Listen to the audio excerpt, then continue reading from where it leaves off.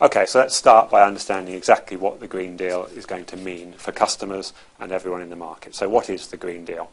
This first slide shows you exactly what the Green Deal will mean for a specific typical social house. So on the left of the picture you've got a house before the Green Deal, and on the right you've got a house after the Green Deal. The house on the left is a real house, and if you did an energy assessment of that house today, it would predict the energy bills will be about £2,500 a year, because it's electrically heated, it's off the gas grid, and those bills are of course paid by the tenant.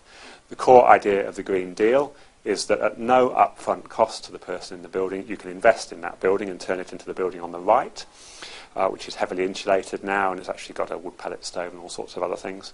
And let's suppose that that set of improvements costs £10,000. Then you can borrow the money to do that over, say, 10 years and pay it back with a low interest rate of around about 5%. Then you would have finance charges of £1,265 a year for the 10 years. But your energy bills might be reduced to £1,000 or less. These are real houses. In fact, the house on the right here was retrofitted for slightly more than £10,000, and the energy bills are now less than £400. So you can do these things technically today without a great deal of difficulty. It all comes down to cost and financing, which is what the Green Deal is about. So to return to the example, we've invested £10,000. We've got to pay that back at £1,265 a year, but our energy bills have fallen to £1,000, which means our total bills every year now are £2,265. That's less than £2,500, and I am £235 better off. So good news for everybody. The market wins because there's volume of investment activity going on, so prices should come down. The construction industry wins because they get a lot of work to do. Social landlords and homeowners win because they get higher quality buildings, and bill payers win because they're paying less net overall. Simple, really.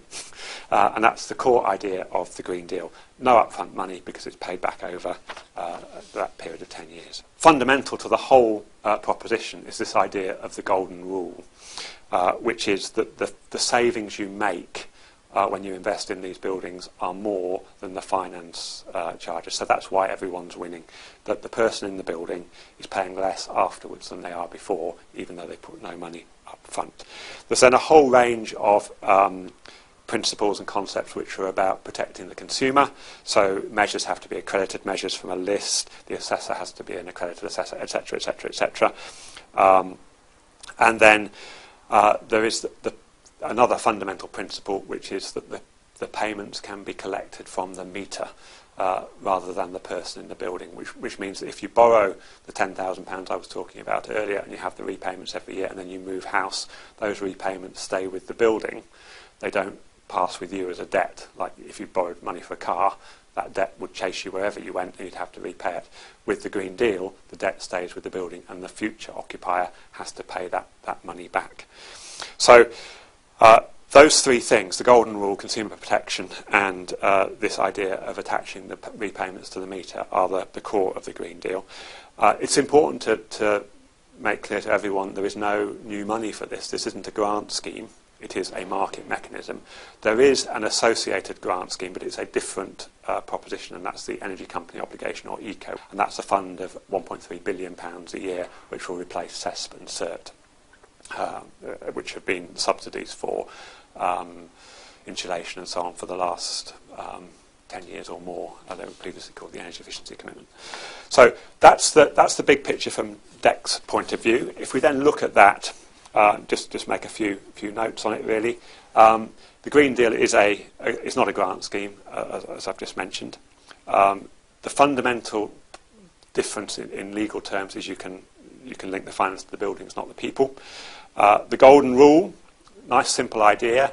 The challenges in practice, of course, are: does the person in the building actually pay what the bills of that building are assessed to be today? So in the example I gave you earlier, we talked about £2,500, which is what you'd get if you fed it into a SAP calculation as a predicted energy bill of that building. In practice, of course, most social tenants underheat, so they don't actually pay those bills. In that example, because I happen to know the house and the person in it, they were paying less than £1,500 a year, and a lot of the time they were getting away with not paying at all because they have young children, they're ill, they're single mothers, etc. It's not always the case that the golden rule will be attractive to an occupier, because the numbers that the Green Deal talk about and the numbers you actually pay are very different.